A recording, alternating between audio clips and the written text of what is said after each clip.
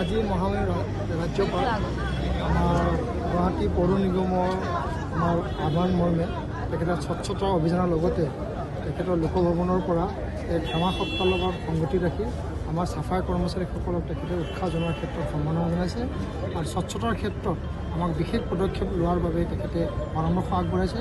যোৱা 26 জানুৱাৰীৰ দিনাখন লোকভৱনত অনুষ্ঠিত হোৱা অনুষ্ঠানত আমি উপস্থিত আছিলোঁ। তেতিয়া তেখেতে আমাক অনুগ্ৰহ কৰিছিলে যে আগ্ৰহ প্ৰকাশ কৰিছিলে গুৱাহাটীখন স্বচ্ছতা কৰাৰ ক্ষেত্ৰত আৰু যেন আমি বিভিন্ন ধৰণৰ পদক্ষেপ গ্ৰহণ কৰিব পাৰোঁ আৰু তেখেতে বিভিন্ন ধৰণৰ ক্ষেত্ৰত যিখিনি সহায় সহযোগিতা লাগিব তেখেতে আহ্বান জনাইছে। সেইমৰ্মে আজি তেখেতে আহি আমাৰ মাজত উপস্থিত হয় এই স্বচ্ছতা কৰাৰ ক্ষেত্ৰত বিশেষভাৱে আমাক খুব উদ্গনিমূলক আমাৰ উৎসাহজনক আমাক দিলে আৰু ইয়াৰ লগে আমাৰ স্বচ্ছ কৰ্মীসকলকো কাম কৰাৰ ক্ষেত্ৰত প্ৰেৰণা দিয়াৰ ক্ষেত্ৰত বিশেষ ব্যৱস্থা গ্ৰহণ কৰিছে।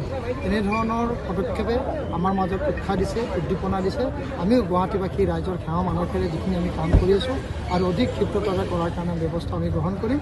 তেখেতে কৈছে যে 400ৰ পৰা 44 স্থান পাইছোঁ আৰু এটা 4 গুচাই পেলাই 4 স্থান পাবলৈ আমাক এটা সংকল্প ল'বৰ কাৰণে আমাক পৰামৰ্শ আগবঢ়াইছে। নিশ্চয়কৈ আমি সেই প্ৰচেষ্টা আমি হাতত লৈছোঁ। আমিও গুৱাহাটীখনো যেন সুন্দৰভাৱে যেন আগুৱাই যায় স্বচ্ছতা কৰাৰ ক্ষেত্ৰত বা বিভিন্ন ধৰণৰ ক্ষেত্ৰত তাৰ কাৰণে আমি ব্যৱস্থা আমি